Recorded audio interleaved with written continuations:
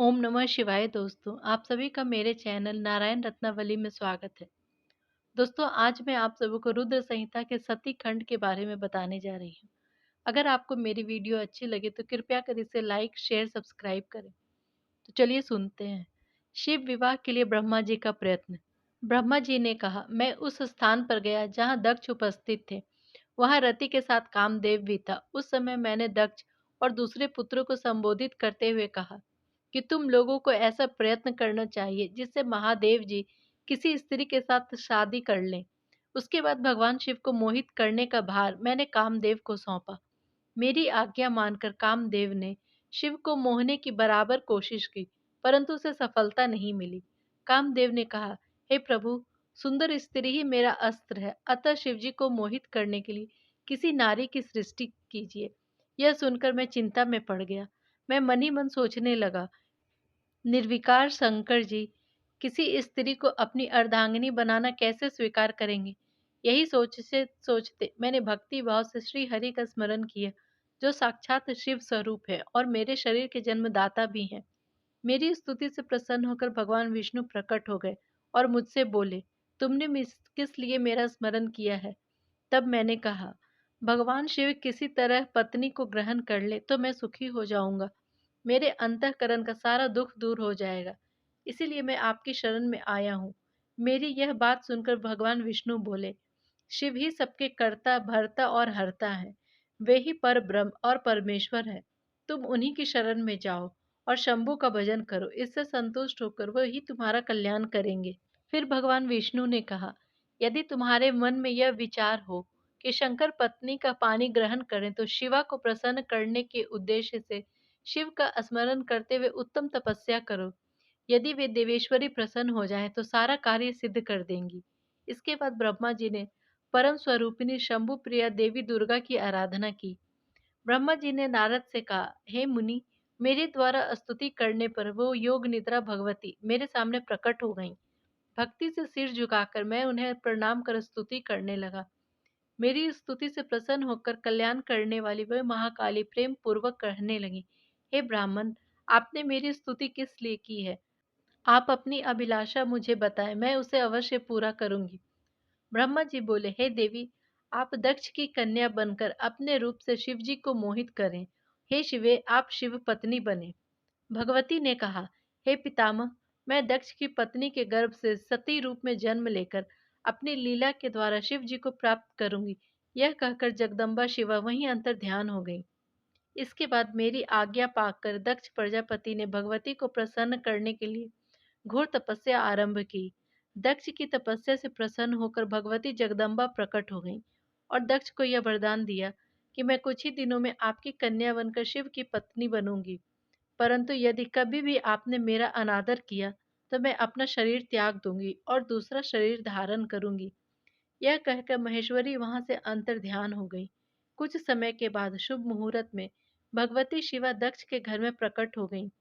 दक्ष ने प्रसन्न होकर विष्णु आदि देवताओं की आज्ञा से सभी गुणों से संपन्न भगवती जगदम्बिका का नाम उमा रखा। कुछ समय बीतने के बाद युवावस्था प्राप्त होने पर परमेश्वरी सती महेश्वर को पति रूप में प्राप्त करने की इच्छा से माता की आज्ञा से तपस्या करने लगी। विष्णु आदि सभी देवता और मुनिगण सती देवी की तपस्या का दर्शन करके आश्चर्यचकित हो गए। वे सभी सती देवी को प्रणाम कर भगवान शिव के परम धाम कैलाश को चले गए। वहां सभी देवताओं और ऋषियों ने भगवान शंकर की स्तुति की। उनकी स्तुति से प्रसन्न होकर भगवान शंकर ने उनका वहां आने का कारण पूछा। सभी देवताओं और ऋषियों ने भगवान शिव से आग्रह किया कि वे विश्व हित के लिए और देवताओं के सुख के लिए परम सुंदरी सती को अपनी पत्नी के रूप में स्वीकार कर लें। हे प्रभु, वे शिवा सती नाम से दक्ष पुत्री के रूप में अवतीर्ण हुई हैं। वे दृढ़ व्रत में स्थित होकर आपके लिए तप कर रही हैं। वे सती आपको पति के रूप में प्राप्त करने की इच्छा रखती हैं। हे महेश्वर, उन सती के ऊपर कृपा कर उन्हें वर देकर उनके साथ विवाह करने की कृपा करें। भक्त वत्सल भगवान शिव जी ने तथास्तु कहकर उनके निवेदन को स्वीकार कर लिया। सती की तपस्या से प्रसन्न होकर भगवान शंकर प्रकट हो गए और भगवती सती को पत्नी के रूप में स्वीकार करने का वर दिया। इसके बाद ब्रह्मा जी के सानिध्य में दक्ष के यहाँ शिव सती का विवाह समारोह संपन्न हुआ। विवाह के बाद भगवती सती और भगवान शंकर अपने कैलाश पर्वत पर पधारे।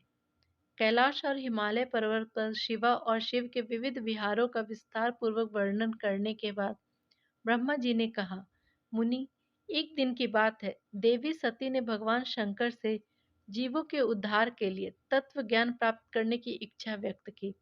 भगवान शंकर ने अपनी पत्नी सती से नवधा भक्ति के स्वरूप का विवेचन किया।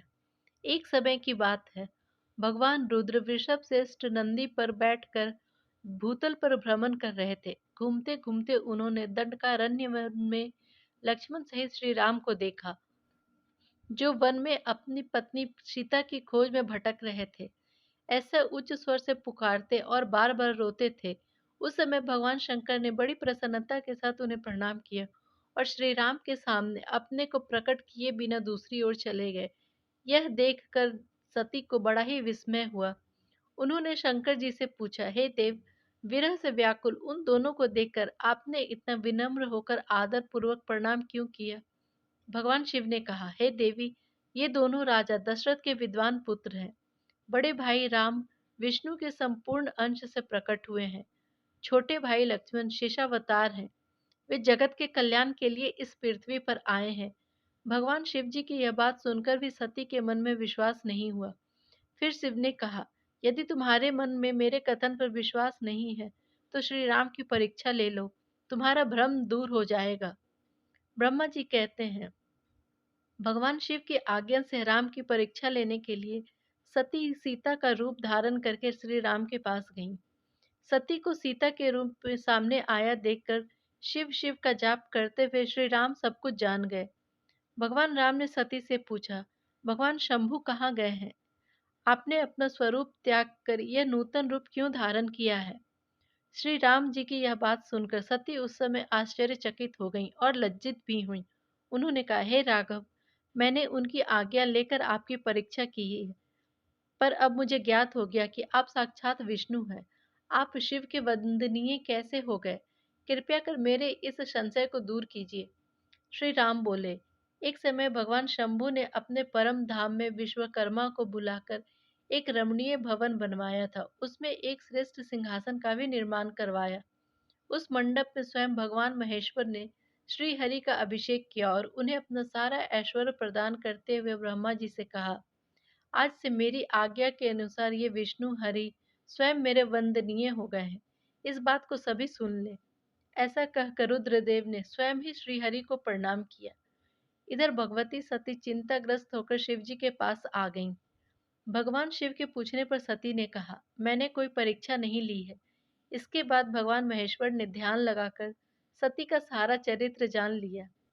शिवजी ने सोचा, यदि अब मैं सती से स्नेह करूंगा तो मुझ शिव की महान प्रतिज्ञा ही नष्ट हो जाएगी। इस प्रकार का विचार करके शंकर जी ने हृदय से सती का त्याग कर दिया।